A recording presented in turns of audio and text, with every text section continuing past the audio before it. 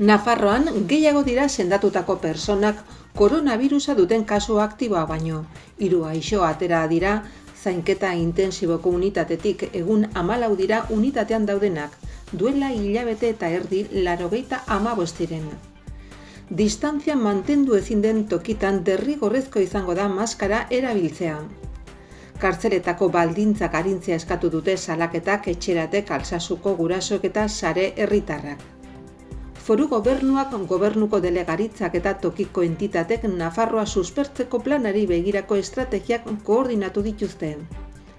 Hezkuntzak datorren ikasturterako 3.500 irakasle kontratazio zerrendatan sartzea arautu du. Bilabesen maiztasuna handitzeko eskatu dute autobus gidariek. Baluartek Kilometro Zero Music Fest jaialdia antolatu du.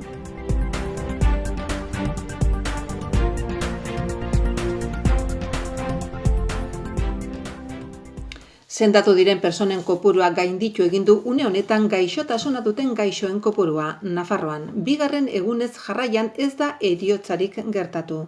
Era berean, PCR-rekin konfirmatutako 4 koronavirus kutsatu berri zenbatu ziren, hau da, 0,08 gehiago, 3 ospitaleratze berri eta 104 alta epidemiologiko. 3 personak utzi zuten zainketa intensiboko unitatea astelehenean eta ondotik 14 gaixo daude. Apirilaren 3an berriz 95 izan ziren Nafarroko gobernuak emandako datuen arabera. Zifra hoiekin koronavirus PCR frogan bidez baieztatutako kasuak 5.185 dira pandemia hasi zenetik. Hoiein, antigorputzen test bidez detektatutako beste 3.264 gehitu behar zaizkien. 107 positibo astelehenean, guztira 8.459 izatera iritsi arte. 2 datuak berezita aurkezten dira, izan ere Osasun Ministerioak PCR bidez baieztatutako kutsatze berriak soilik kontabilizatzea erabaki du, izan ere, froga horrek adierazten du personak une horretan birusa aktibo duela, baina antigorputzen testek adierazten dute persona kutsatuta egon den ala ez, baina ez dute zehazten gaixotasuna garatu duen, orain izan duen edo dagoeneko gainditu duen. Bestalde, heriotza gehiago erregistratu ez direnez, 503 heriotza metatu daude baieztatutako kasuen artean, hau da guztien 1,85. Alde positiboan, pandemia hasi zenetik sentatu direnen personak 4.009 dira. Horrela, atzo 3.937 kasu aktibo izan ziren. Espainiako gobernuak argitaratu du agindua estatuko aldizkari ofizialean eta horren arabera Hego Euskal Herrian 6 urtetik gorako guztiek maskarillak derrigorrez erabili beharko dituzte gune itxietan eta karrikan 2 metroko distantzia mantendu ezin denean, baita zerbitzu eta garraio publikoetan ere. Araua gaurtik aurrera sartuko da indarrean eta koronavirusak sortu duen osasun krisiak irauten duen bitartean hala jarraituko du. Hala ere, arnasa hartzeko arazo dituzten herritarren kasuan ez da maskararen erabilera beharrezko izanen, ez da beren osasun egoeragatik edo mendekotasunen bat dutelako maskara erabiltzeak kalte egin diezaioketenak ere. Giza berean, batera ezina den jardueretan ere ez da derrigorrezko izanen ala nola jaterakoan edo edaterakoan. Espainiako gobernuaren arabera erabat frogatua dago maskarillak kutsatutako tanten edapena saihesten dutela eta hori agitz garrantzitsua da segurtasun tartea mantendu ezin denean. Horrekin batera, osasun agintarien aholkuei kasu egitearen garrantziaz ohartarazi du bertzea bertze segurtasun tartea mantentzeko eta eskuak garbitzeko erranez. Koronavirusaren itxialdia zorrotzago bizi da espetxe barruan eta hainbat esparrutan oraindik ez da arintze faserik ailegatu. Egoera salatzeko elkartaratzea egin dute Iruñako espetxe aurrean eragileek. Gaitza izateko arriskoa duten presoen askatasuna, saka banaketarekin amaitzea eta gartzela, barruka jarduerak berreskuratzea eskatu dute. Kartzeletan ez da deseskalamendurik iritsi, salatu dute Iruñako kartzela agintzinean, orain itxura denez, osasun krisi beste fase batean sartu eta konfinamendua arintzen hasi delarik berriz ezikitu nahi diogu espetxetako idazkaritza nagusiari presoen eskubideak errespeta ditzala, eta deskonfinamendua aske dagoen gizartean egiten den aldi berean eta irizpide berberekin egin dadila kartzeletan ere. Zentzu horretan koronavirusaren kutsapenaren aurrean bereziki ahulak diren taldetako presoak, 65 urtez gorakoak, gaixotasun kronikoak dituztenak, haurdun dauden emakumeak edo haiekin batera kartzelan preso seme-alabak dituztenak aske geratzea eskatu dute. Presoen sakabanaketaren egoera larria agerikoagoa geratu da krisialdi honekin. Bizitak baimendu diren arren, beren jatorritik urrun diren presoek ezin dute beren senitarteko eta lagunekin elkartu erkidego mugitzeko dauden debekuengatik. Kartzela barnean ere ez da normaltasuna itzuli egunerokora eta jarduerak oraindik bertan bera mantentzen dira. Iruñeko kartzelan ordea ez dira oraindik berrezarri jarduerak eta elkarte batek ere ez du baimenik bertara sartzeko. Kalean aukera baldin badago lan jarduerak eta zeregin sozialak betetzeko ez dago, arrazoirik kartzelan hoiekin ez hasteko behar diren osasun neurriak hartuta gaineratu dute deitzaileek. Salaketak etxeratek, Alsasuko gurasoek eta sare herritarrak egindako aldarrikapen eta eskakizun hauekin bat egin du gehiengo sindikalak ELA, Comisiones Obreras, LAB, UGT, CNT, Steilas bestea beste.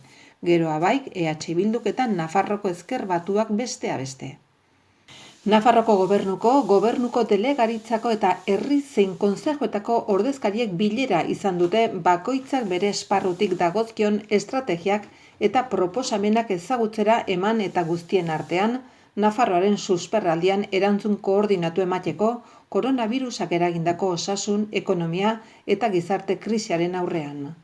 Horrela, Nafarroko lehendakaria Maria Txibiteren iritziz egungo egoera gogorra izan arren, foru komunitateak itxaropenez ikusi behar du etorkizuna, industria, berrikuntza eta iraunkortasunaren arloko adierazle honei, osasunaren sendotasunari eta gizarte zibilaren konpromiso eta elkartasunari esker. 3 administrazioak egindako bilera Nafarroa suspertu 2020-2023 plana diseinatzeko prozesu parte hartzaileko kontaktuen eta topaketen barnean kokatzen da. Lehendakariak azpimarratu du orain bereziki garrantzitsua dela instituzioen arteko lankidetza, herritarrek akordioak eskatzen dizkigute interes orokorra lehenesteko borondatea eta erakundeak erabilgarriak izatea, eta inoiz baino gehiago guztion onerako izatea adierazi du. Gogoratu duenez osasun krisiak beste 2 krisi eragin ditu, ekonomikoa eta soziala. Horrek guztiak berriz egin beharreko aldaketak eta eraldaketak bultzatu ditu, eta eragina izaten ari dira ekoizpen ereduan, kudeaketa ereduetan, arretarenean, lanean, lehentasun ereduetan eta baita gobernantza ereduetan ere. Ildo horretan adierazi du egoera oso gogorra bada ere, Nafarroak arrazoiak izan badituela etorkizunari itxaropenez begiratzeko. Modu horretan industria mailako oinarri egokia aipatu du eta berrikuntzaren eta iraunkortasunaren aldetik jada abian jarritako bidea.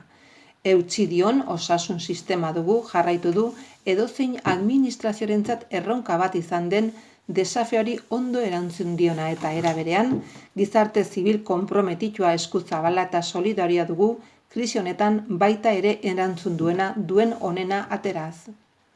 Azkenik koronavirusaren aurrean erakundek eta herritarrek egindako lana eta emandako erantzuna eskertu ondoren honela adierazi du. Hunkigarria da eta harrotasuna etorkizunarekin hain konprometitua dagoen eta ekarpenak egiten jarraitzeko hainbesteko gogoa duen komunitatearen gobernaburu izatea, larrialdian modu batera egin zuen eta orain parte hartzen eta ekarpenak egiten ari da ekonomia eta gizartea suspertzeko abian dugun planean. Hezkuntza departamentuak 3.500 hautagai 2020-2021 ikasturteko kontratazio zerrendatan sartzeko prozesua arautu du. Nafarroko aldizkari ofizialean argitaratu den Jimeno Kontseilariaren 2020ko foru agindua jasotzen duen moduan. Zerrenda hoietan koronavirusa dela eta 2021 atzeratutako lan eskaintza publikora onartutako kideak gehituko dira, merezimendu baremoari dagokion puntuazioaren arabera, eta beste kidego, espezialitate edo hizkuntza dagokion zerrenda orokorretan aldez aurretik ez badaude. Azken egunotan herritarren mugikortasuna handitu den arren Iruñerriko mankomunitateak 53an mantentzen du hiri garraio publikoaren zerbitzua. Bilabesen gidariek elkartaratzea egin dute, maiztasuna handitu dadin eskatzeko oso zaila baitzaie azaldu dutenez, autobus barruan jende pilaketak ekiditea. Personen arteko tartea zaindu behar bada, ezin da autobusak bidairiz beteta eraman, salatu du gidarietako batek. Geroz eta jende gehiago sartu nahi da bilabesan, maiztasunak oso altuak direlako eta jendea igo gabe uztea liskarrak eragiten hasi da. Aste honetan bukaeran erabakiko du Espainiako gobernuak zer erkidego pasatzen diren itxialdiaren arintzen neurrien bigarren fasera. Une horretan, hainbat irekiera berri izanen dira, esate baterako zinemak, antzokiak eta kultura aretoak ireki ahalko dira, segurtasun tartea eta persona kopuru oso mugatuekin. Saltoki handiek ere zabalduko dituzte beren ateak, merkatalgunek esate baterako. Horrek noski hiri barruko mugikortasunean eragina izanen du. Horregatik, Iruñeko hiri garraio publikoko langileak atera dira kalera. Bilabesetako gidariak salatu dutenez, mankomunitatea oso porzentai apalean berrez hartzen ari da zerbitzua, maiztasun handiegikin eta horrek noski autobus barruan jende pilaketak ekarri ditu. Maiatzaren 21 ostegunarekin abiatuko da Kilometro Zero Music Fest jaialdia. Honako talde hauek izango dira jaialdian. Kobardes maiatzaren 21an, Iker eta Alfredo Piedrafita maiatzaren 22an, Zetak maiatzaren 24an, Lemon Ital ekainaren 4an, Kai Etxaniz ekainaren 5an, Razkin eta haren taldea ekainaren 11an, Gusi Gehi Los Tripulantes ekainaren 12an, Nahiak Nahi ekainaren 18an, Flitter ekainaren 19an i El Columpio Asesino ekainaren 20an. Kontzertuak zuzenean emango dituzte Baluarteko areto nagusitik eta aretoan ez da publikorik izango lehen kontzertuetan behintzat. Edozein gailu mugikorretatik sartu ahal izango da. Bat kakotx 89 euroko prezioan. 10 kontzertuetarako abonu bat erosteko aukera ere eskaintzen da, 9 kakotx 89 euroko prezioan. Datorren maiatzaren 21etik aurrera Baluartek online areto berri bat izango du. Zero aretoa, kontzertuak eta kongresuak zuzenean eta streaming bidez emateko. Bai erraz seguru eta edozein gailu mugikorretatik egiteko aukera ematen duen leihatila virtual berria ere estrenatuko da. Horrela, Baluarte 19 COVID-aren krisiaren ondoriozko egoerara egokitzen da bere publikoari eta kultura eta biltzar sektoreari zerbitzu ematen jarraitzeko helburuarekin. Bere jarduerarekin jarraitu ahal izan dezan, naiz eta egoera berriek zailtasunak izan. Jaialdiak turismoko zuzendaritza nagusiaren laguntza du Reino de la Música en Vivo ekimenaren bidez. Baluarte Fundazioak ere babesten du. Maiatzaren 11etik segurtasun protokolo guztiak aplikatzen ari dira Baluarten auditoriumna gune segurua izan dadin. Eraikineko sarbideak eta espazioak segurtasun distantzia beti errespetatzeko antolatu dira. Eskua garbitzeko gela ematen da, maskara erabiltzea gomendatzen da eta beharrezkoa bada, gorputzeko temperatura eta oinetakoak desinfektatzeko alfonbrak kontrolatzeko gailuak prestatuak daude.